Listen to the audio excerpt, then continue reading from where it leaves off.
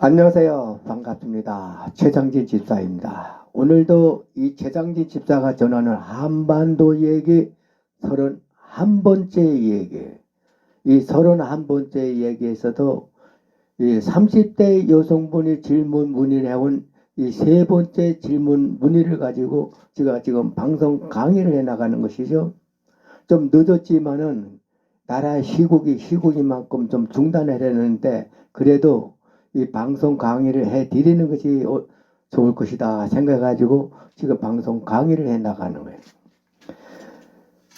이 30대 여성분의 질문 문의로 온 세 번째 질문 내용을 가지고 지금 강의를 해 나가고 있는데, 여수 순천 군 반란 사건은 폭동이냐 아니면 혁명이냐 하는 질문 내용이에요. 이 여성분의 질문을 가만히 확인해 보면은 제주도 4.3 사건과 같이 여수 순천 군 반란 사건도 혁명이라 할 수 있는 사건이 아닙니까 하는 질문 내용이에요. 그리고 이 한반도 얘기에서 제주도 4.3 사건을 자세히 이렇게 알기 쉽게 풀이해 주셨는데, 여수 순천 군 반란 사건도 알기 쉽게 자세히 좀 풀이해 가면서 강의를 좀 해주세요 하는 것이 이 여성분이 질문 내용이에요.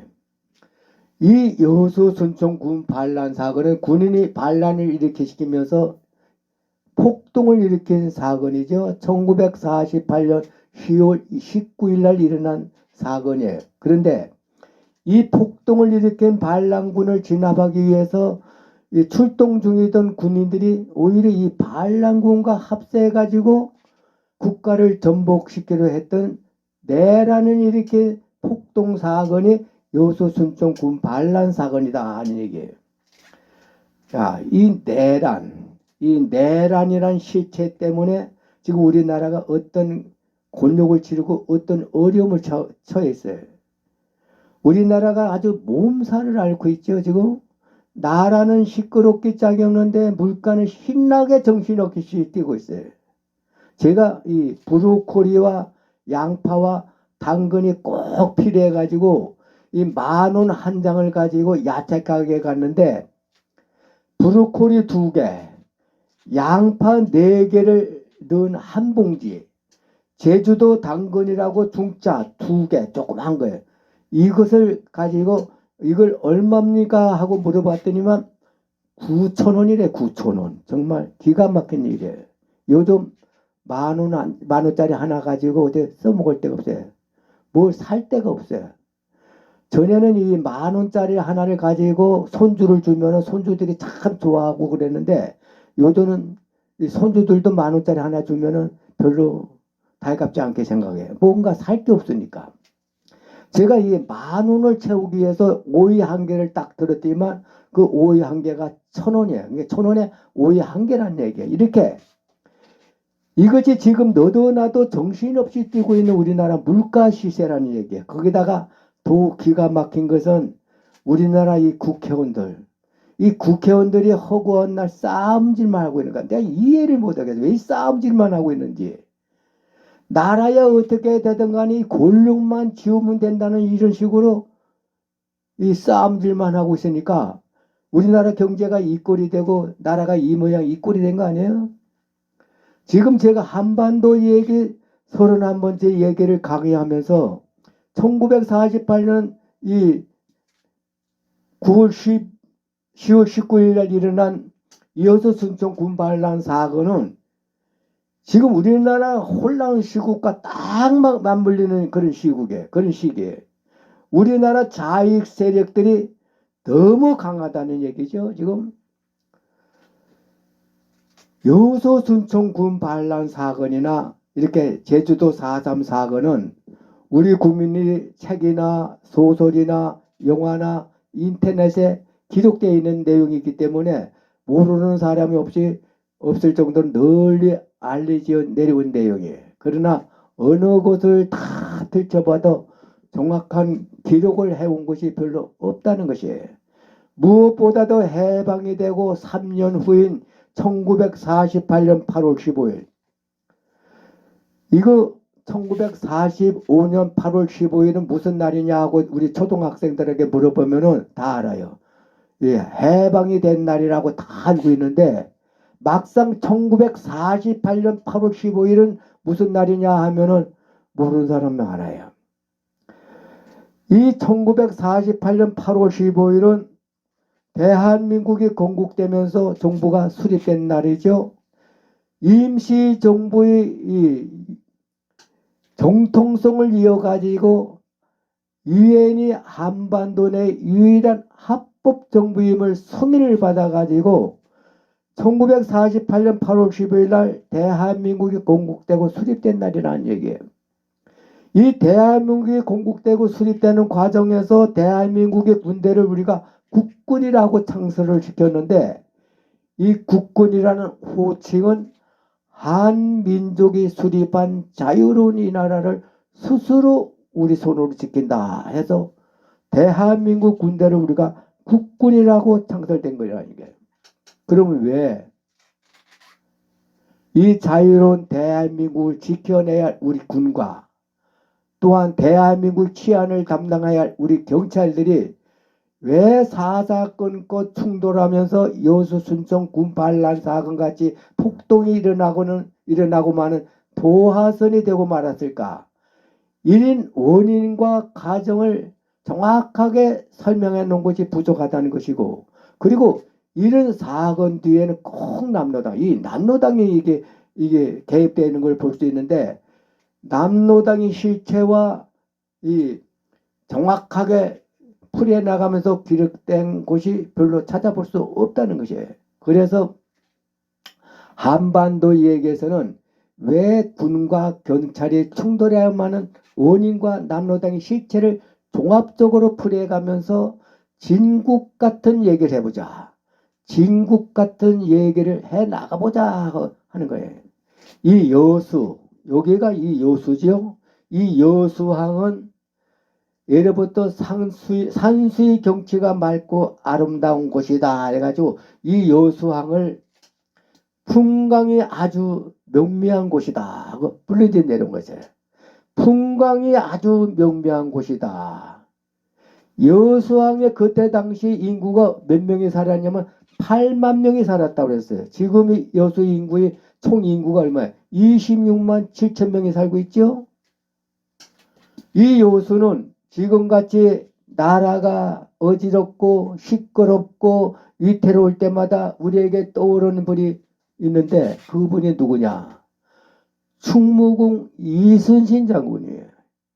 이 여수는 이렇게 우리 국민들에게 이순신 장군을 떠오르게 하는 아주 낯이 익은 고장이라는 얘기예요. 요즘 한국사 유튜브 강사 두 사람이 있죠. 이 두 사람이 대통령 탄핵 찬반을 둘러싸고 서로 엇갈리는 주장을 하면서 이 고함을 치고 있는 것들을 제가 봤는데, 진보 측이 강사라는 사람은 이재명 대표야말로 이순신 장군이다 하고 열을 올리고 있고, 보수 측의 강사는 윤석열 대통령이야말로 이 시대의 이순신 장군이다 하고 목소리를 높이고 있어요. 그러니까 이 사람들이 목소리를 높이는 이순신 장군이 근거지가 여수라는 얘기예요. 이 여수가 이순신 장군의 근거지라는 얘기예요. 이 여수는 임진왜란 당시에 거북선으로 왜군을 괴롭혔던 것이죠. 또한 명성황후가 이 시아버지인 흥성대군과 마찰을 빚어가면서도 일본인들을 조선 땅에서 몰아내기 위해서 이 남진하는 러시아 함대를 주둔시킨 것이 여수항이에요. 여수 앞바다고 인천 앞바다라는 얘기예요. 네. 이렇게 여수항은 예로부터 남서지방의 중요 항구로 번영해 온 것이에요. 그런데 이 여수가 자유로운 대한민국이 독립되는 이 시기에, 그러니까 한국이 독립되는 이 시기에 나라의 존업을 흔들어 놓고만은 군 반란 발바지가 이 여수가 되고 마는 것이에요. 해방이 되고 2개월 후인 1945년 10월에 춘향전으로, 우리가 춘향전으로 유명한 곳이 남원이죠. 이 춘향전으로 유명한 전라북도 남원에서 남원인민위원회가 남로당과 좌익 세력들과 이 자익 세력들과 이 사주해가지고 남원 군청과 경찰서, 금융기관을 습격해가지고 온갖 포획한 짓을 저질렀던 이 남원 폭동 사건과 48년 3월 3일 이게 제주도 폭동 사건이죠. 이 제주도 폭동 사건은 일본군 합병으로 참전했다가 돌아온 열렬한 공산주의 신봉자들인 남노당 총책임자인 김달삼과 부책임자인 조누구 그리고 군사부장인 이진보 그리고 섬 출신인 이 성춘이 인민군 사령관이라고 자처했던 이덕구 그리고 김성규, 김민성 등 이런 자들이 인민군 해방군이라는 군사조직을 형성해가지고 가난한 대중의 이익을 옹호한다는 미명 아래 순박한 섬 사람들을 속여가면서 남로당 전략 정수를 써가면서 폭동을 일으킨 사건이 지금 제주도 4.3 사건이에요. 여기서 보더라도 두 사건인 남원 폭동과 제주도 4.3 사건은 남로당이 개입된 열렬한 공산주의자들이 일으킨 폭동이라는 점이고 또한 이 1946년 8월에 일어난 나주와 보송사 이 보송에서 일어난 폭동 사건과 정판사 이족 사건, 이 이조 사건 10월 1일날 대구 폭동 사건 같은 이런 사건들은 이 파업과 태업 그리고 반미 투쟁은 주로 남로당과 자익 세력들이 벌인 민간인이 벌인 폭동 사건이라는 점이에요. 여기서 이 요수순총 군 반란 사건은 처음에는 군인들이 반란을 일으킨 남로당과 반란을 일으킨 사건이지만은 남로당과 좌익 세력들이 합세해가지고 무고한 이 시민들을 학살하면서 국가를 전복시키려 했던 것이 군 폭동을 일으킨 것이 이 내란 사건이라는 얘기예요. 그러면 군인이 반란을 일으키면서 폭동을 일으키는 도화선이 된 원인은 무엇일까? 그 원인을 지금 찾아보는 거예요. 1948년 5월 4일 날 광주 제4연대 일대대를 추측을 해서 이 기관병을 추측을 해가지고 게리라를 토벌케 하기 위해서 제14연대가 창설되는데 이 14연대가 창설되면서부터 경찰 관계자와 이 군 사병 간에 끊이지 않는 입시름과 충돌이 벌어지면서 서로를 피를 보기도 했는데 이러한 군과 경찰 간의 충돌은 처음에는 군과 경찰 간이 일어나기 때문에 시민들에게는 어떤 관계도 없었다고 그랬어요. 시민들이 피해서 없었다고 그랬죠. 그러나 여수에 출정적이던 이 14연대 반란을 일으키면서 이 14연대가 반란을 일으키면서 무수한 시민들이 학살을 당하기 시작한 것이에요. 최초로 14연대를 반란을 주도한 주동자는 14연대 인사계 지창수 상사라고 하지만은 실질적으로 실권을 쥐고 반란군을 지휘한 인물은 김지중이와 홍순석 중이었는데 여기서 우리가 또 눈여겨볼 인물은 이현상과 최일준 일병을 눈여겨볼 인물이다 하는 거야. 자, 다시 정리해보자면은 최초로 반란을 일으킨 14연대 인사계 정부과 출신인 지창수 상사는 남로당 계열이라고 했어요. 남로당 계열로서 이 병사 소비에트 그룹인 속해 있는 병사들이라고 했어요. 레닌 사상을 추구하는 남로당 소련파에 속해 있는 인물들이 이 병사 소비에트 지창수 상사 소속이라는 것이죠. 그러니까 노동자, 농민, 병사들에게 대표자들을 만들어 가지고 권력을 주자는 소비에트 사회주의 사상을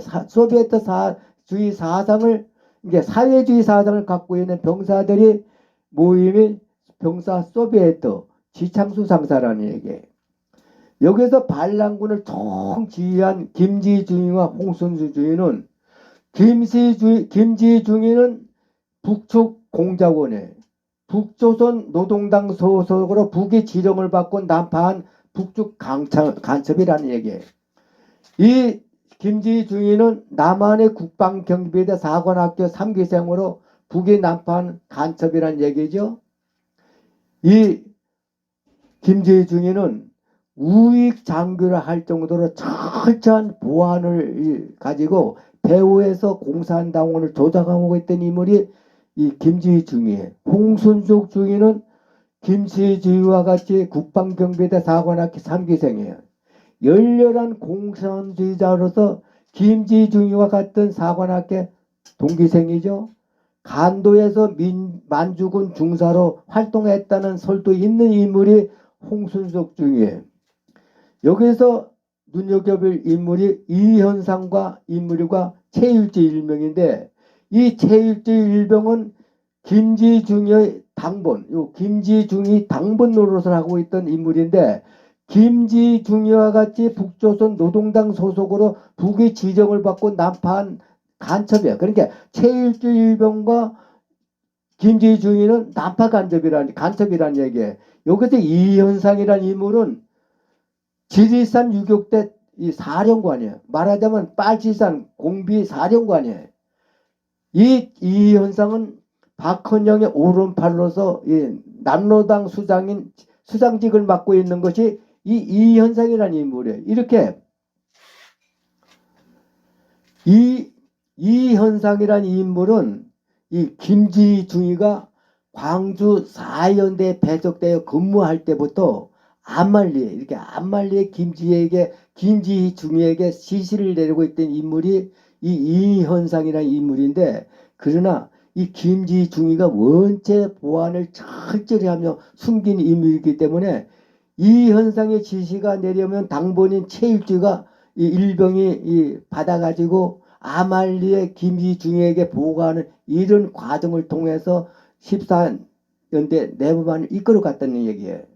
이 14연대에는 지창수 상사가 이끌어가는 병사 소비했던 난로당 그룹과, 그리고 김지희 중위가 이끌어가고 있는 북조선 노동당 그룹의 이 두 개파가 14연대에 존재하고 있었지만은 이 두 자익 세력들은 서로 견제하며 보안을 철저하게 숨겼기 때문에 서로 몰랐다는 것이 맞는 얘기예요. 그 당시에 대한민국 군대가 얼마나 엉성했으면, 대한민국 군대에 일어난 공상 세력 뒤에는 자위분자들 두목격인 마산에 주둔하고 있던 15연대 제15연대 최남군 중령, 그리고 제4연대 참모장 김종석 중령과 이종숙 중령, 그리고 경무부 수사국장인 최능진과 시세충, 김지성 등 이러한 이 군 요직들이 남한 곳곳에 이 군 폭동을 봉기하려고 군에 포진하고 있었던 것이에요. 그러니 이러한 군을 믿지 못한 이승만 대통령이 믿지 못하고 경찰만을 싸고 돌았다, 이런 말도 어느 정도는 일리가 있는 말이에요. 그런데 여기서 더욱 이해할 수 없는 일은 14연대가 광주에서 창설할 당시에 병사들을 모집하는 과정에서 이승만과 박헌영 중에서 누굴 더 존경하느냐, 또 모아가지고 박헌영이를 더 좋아한다, 박헌영이를 더 숭배한다 하는, 박헌영이를 더 좋아한다, 더 존경한다 하는 병사는 무조건 14연대를 배속시켰다는 거예요. 이미 이 14연대에는 김지희 중위와 지창수 상사가 기관병으로 배속되어 있던 곳이기 때문에, 그러니까 이 14연대는 이미 좌익 세력들이 모인 연대라고 볼 수 있는 것이에요. 여기서 여러 가지 기록을 보면은 김지희 중위와 지창수 상사는 광주 4연대에서 10연대 창설에 이르기까지 내무반에서 공산주의 사상을 본격적으로 장병들에게 세뇌시켰다는 설도 있고, 또한 지창수 상사가 여수에서 12연대를 돌발적으로, 이 14연대를 돌발적으로 반란을 일으켰을 적에 김지희 중위와 지창수 상사는 같이 반란군을 지휘하면서 반란군을 이끌었다는 설도 있어요. 그러나 이러한 설은 이 추측이나 상상력에 의한 것이 많고 또한 이념이 편입된 기록에 의한 것이 많다는 것이지요. 왜냐하면은 1948년 10월 19일 날 육군 본부로부터 제주도 출동 명령이 떨어졌을 적에 이 미리 정부를 입수한 이 지창수 소속 소비에트 병사 80여 명이 무기고를 점령했다고 그랬어요. 그래가지고 지창수 상사가 비상 나팔을 불러가지고 여수 주둔 중인 이 신설동 연변장에다가 약 2,700명의 병력을 집합시켜 놓고는 뭐라고 소리를 질렀냐면은 지금 이곳에 경찰이 습격해 온다. 경찰은 우리 적이다. 총을 들고 경찰을 죽여라. 고함을 질렀다는데 이 장병들은 정말 경찰들이 쳐들어오는 것으로 착각했다는 거예요. 이렇게 지창수가 지금부터 우리는 해방군이다. 조국 통일을 볼 때까지 죽음을 각오하고 싸우자 하고 이렇게 선동했을 적에 반대하고 나서는 장병들은 무조건 사살해버렸다 그랬어요. 장교들은 뭐 말할 것 없이 제국주의 앞잡이란 놈이라 해가지고 무조건 장교들은 보인대로 사살해버렸다는 것이죠. 이렇게 게리라 토벌 때의 14연대가 이 2시간도 채 안 돼가지고 반란군으로 탈바꿈해버린 거예요. 지창수 상사는 스스로 해방군 연대장에 취임하고는 대대장, 중대장, 소대장 각 분대장을 임명하고는 반란군의 조직을 정비했는데 그런데 여기서 문제는 사살된 20명 장교, 이 20명 장교 중에 15명이 같은 남노당 계열인 중앙당원들이라는 것이에요. 그러니까 이 지창수 상사는 이렇게 자기 동지들을 신원도 확인 안 하고 무조건 장교들을 사살해버린 거예요. 이 문제가 자기를 죽음으로 몰고 올지는 꿈에도 몰랐을 거예요. 이 문제가 자기가 사살당하고 말하죠. 이제 여기서 간신히 살아남은 장교들이 있는데 이 자기들이 반란군이 필요한 이 군의관과 그리고 이용 가치가 있다고 생각된 장교 몇 명은 창고에 가둬버리고 말았어요. 이 지창수 상사가 김지중이를 끌어다가 사살하려고 할 때 김지중이는 자기는 남노당이라고 하면서 남노당 수장인 이현상이 자기 신원을 보장해 줄 거라 하면서 같이 반란군을 이끌게 해달라고 통 사정을 했다 하는데 이렇게 김지중이는 신원이 확인될 때까지 살아남아가지고 창고에 갇혀 있었다는 거예요. 그 당시에 홍순석 중위는 14연대 2개 중대를 이끌고 순천에 머물고 있었기 때문에 지창수 상사의 돌발적인 이 반란 사태를 미처 몰랐다는 것이고 연대장은 마침 이 14연대 연대장은 마침 여수항의 장병들을 승선시키기 위해서 점검 중에 나가게 있었기 때문에 구사일장으로 살아남았다는 거예요. 이 김지중이는